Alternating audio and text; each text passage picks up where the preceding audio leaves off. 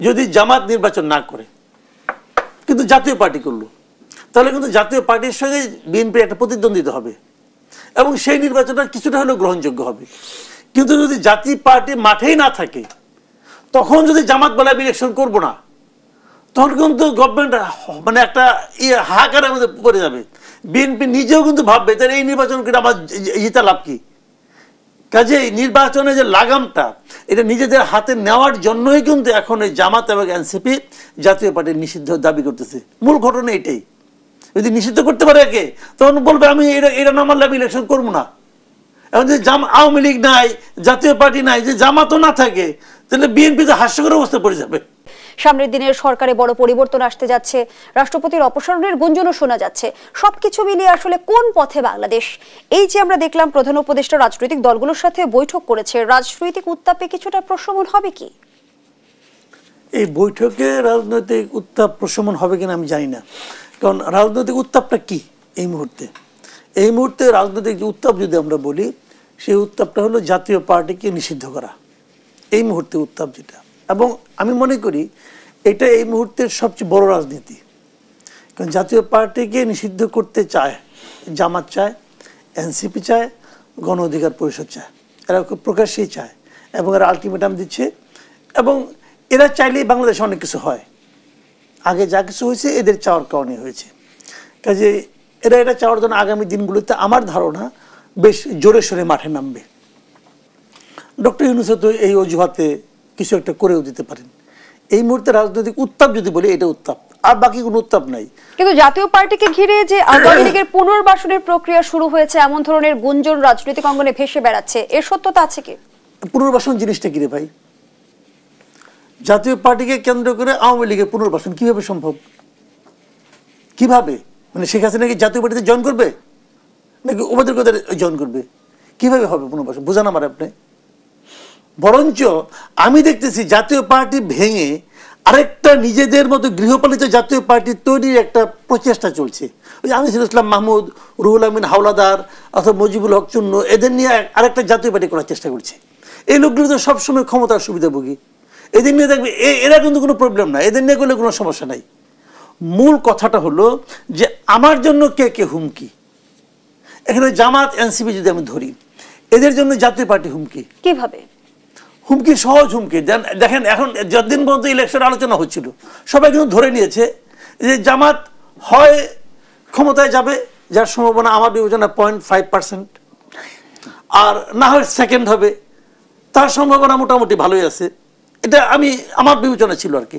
NCP লাফালাফি করবে election আগের দিন পর্যন্ত, যেদিন ইলেকশন শেষ হবে ওই দিন ওনাদের ফাঁপানো বেলুনটা ফুস করে ফুটে যাবে, তারপরে এনসিপিটা খুঁজে পাবেন না। ইলেকশন দিন থেকেই শেষ। এই ছিল আমার বিশ্লেষণ। এখন ওটা চেঞ্জ হচ্ছে কিভাবে? জামাত মনে করতেছে, ওরা মনে করতেছে, কিন্তু আমি শুধু সিওরিটি দিচ্ছি না, মনে করতেছে যে এই ইলেকশনে তো নৌকা মার্কা নাই, তাহলে নৌকার ভোটগুলি কি হবে?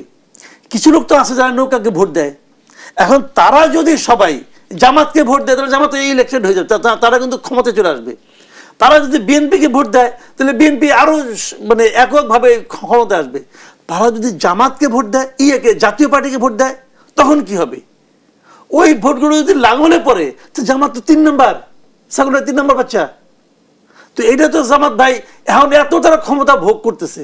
দেখেন এখন এই মুহূর্তে কিন্তু জামাত, জাতীয় পার্টি, এনসিপি কেউ কিন্তু ক্ষমতায় নাই। ক্ষমতা আছে ডক্টর ইউনূস, তাই না?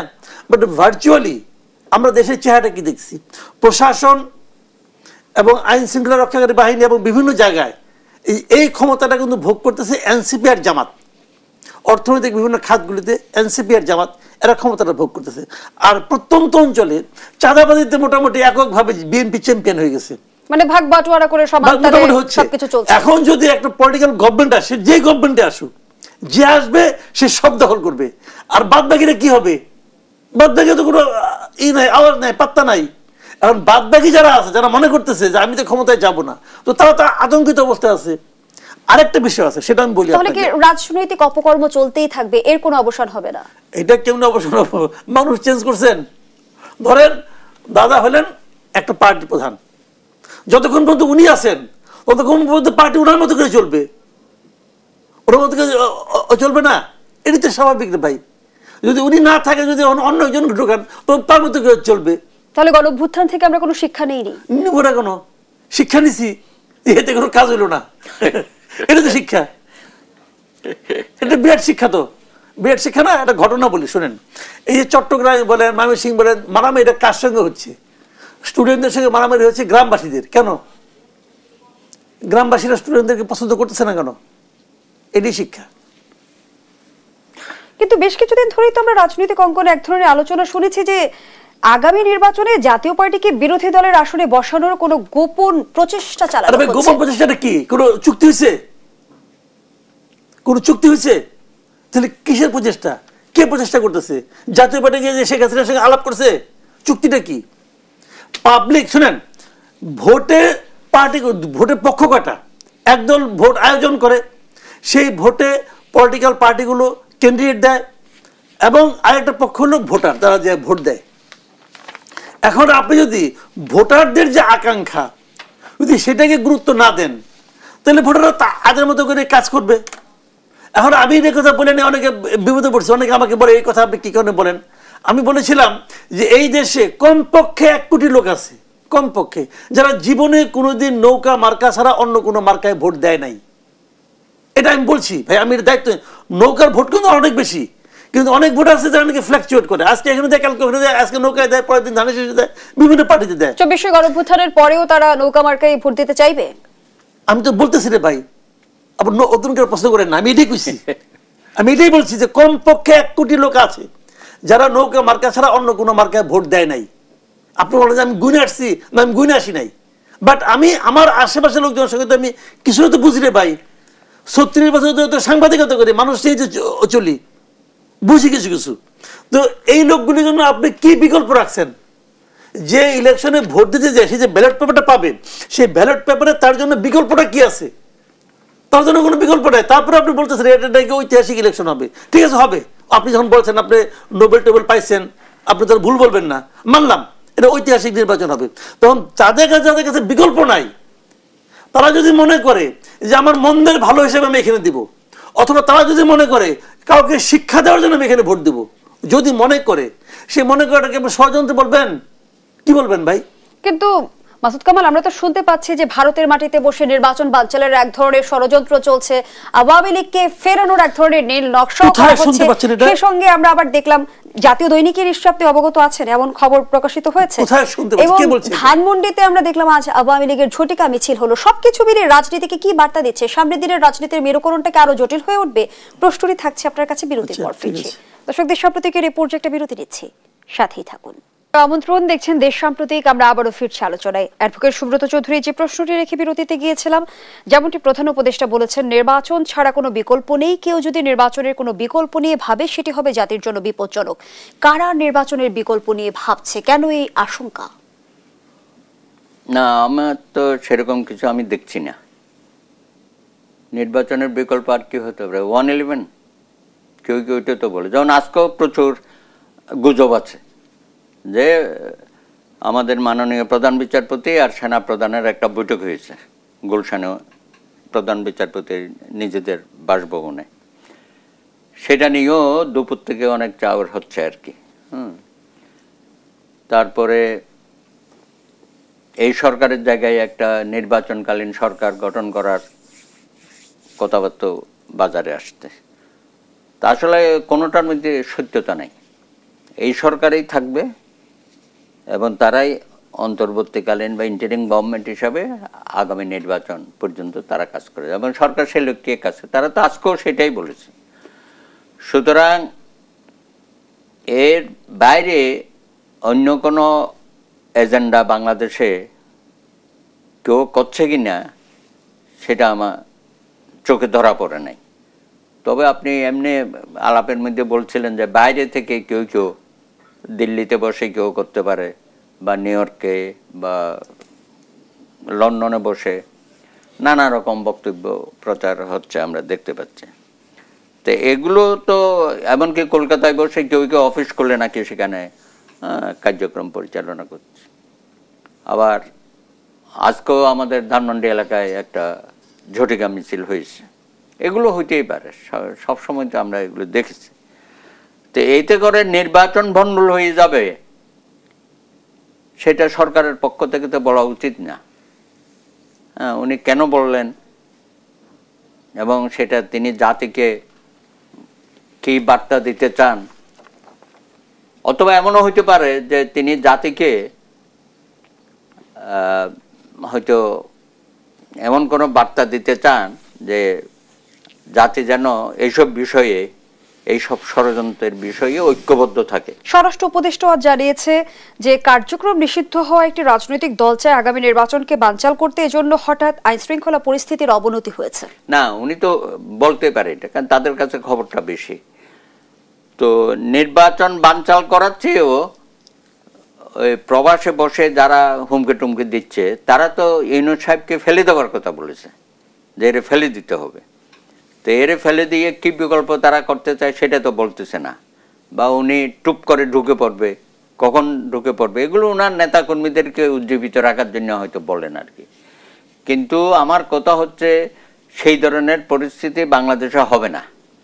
1 বছর হয়ে গেছে, এই জন্যই আমরা বলেছিলাম যে নির্বাচনটা ডিসেম্বর মধ্যে দিয়ে দিতে।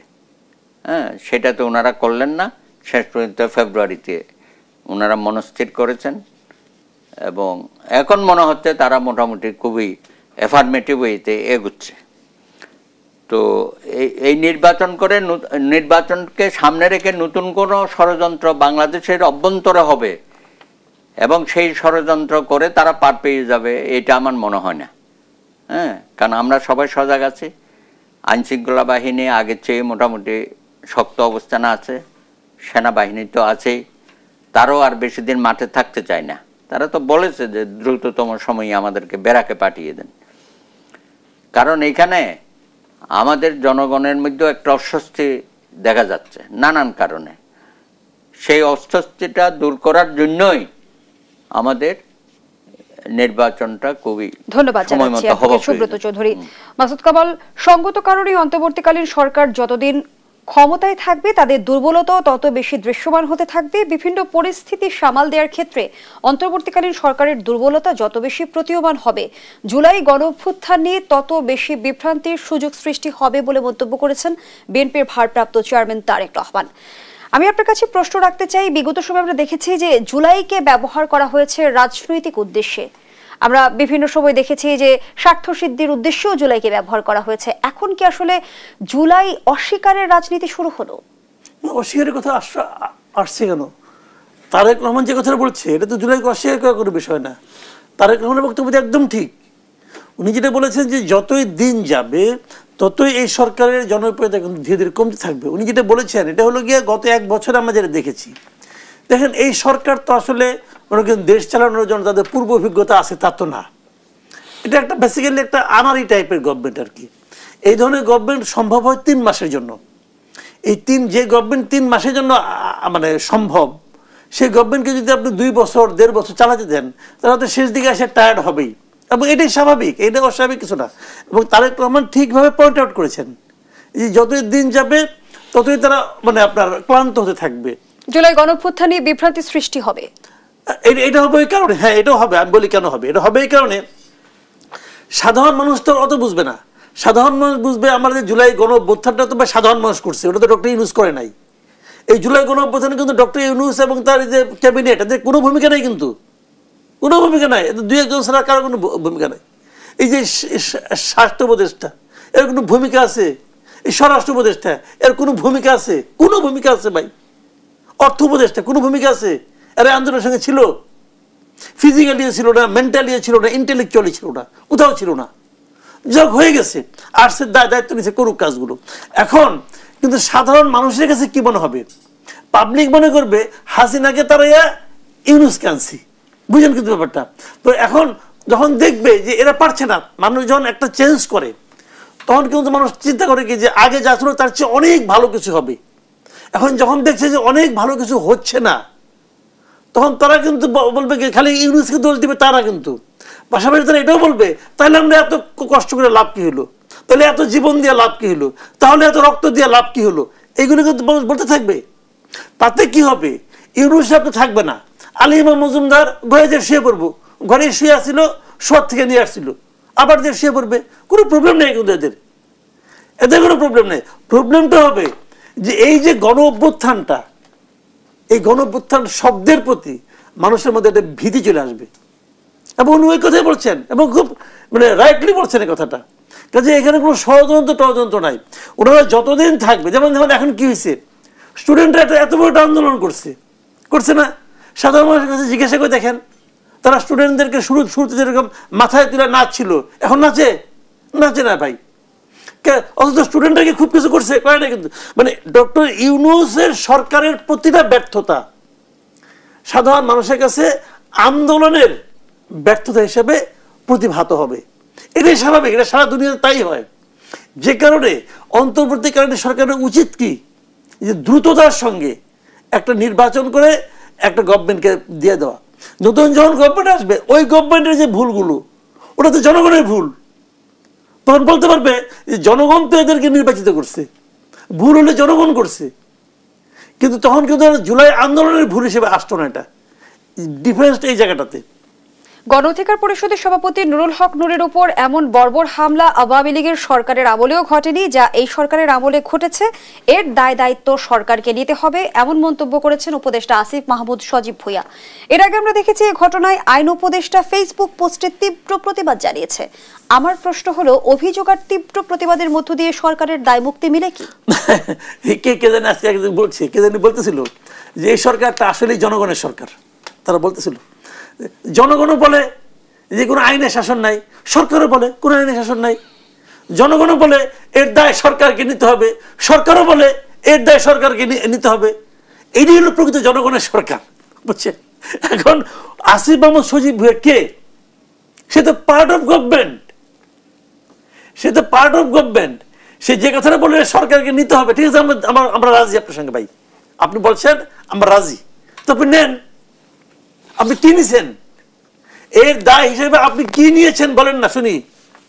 তো এইগুলো হলো জানেন কি, মানে এরা বয়স টয়স কম, তো এখনো অনেক কিছু বুঝে না যে কি কখন কোন জায়গায় কি বলতে হবে। এই কথাটা যদি উনি ওনার ক্যাবিনেটে বলতেন তাহলে এক ধরনের কথা ছিল।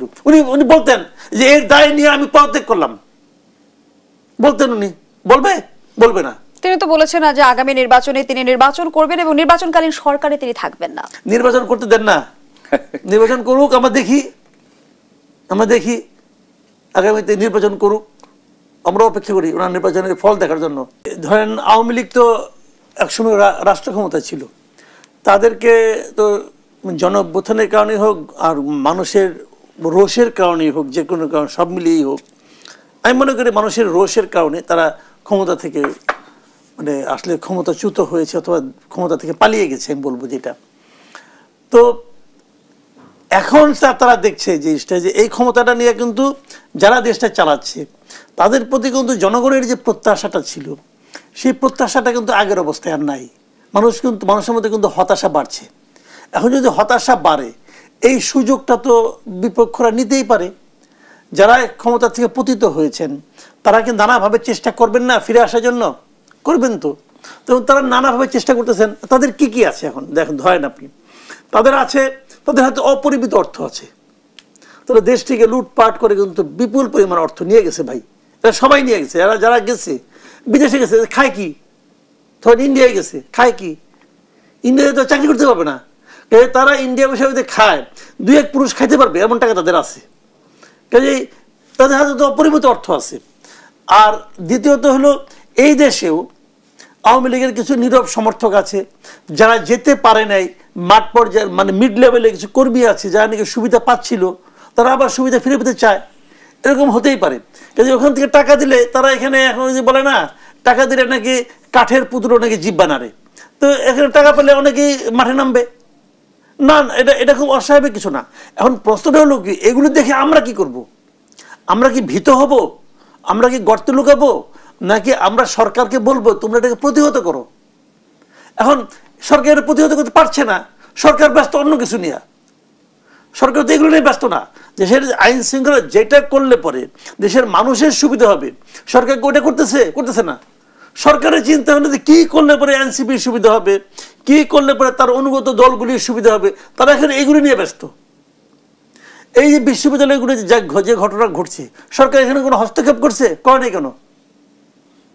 শুনেন, একটা দেশে, আমি এটা প্রায় বলি, একটা দেশের সবচেয়ে বড় মাস্তান হলো গিয়ে সরকার।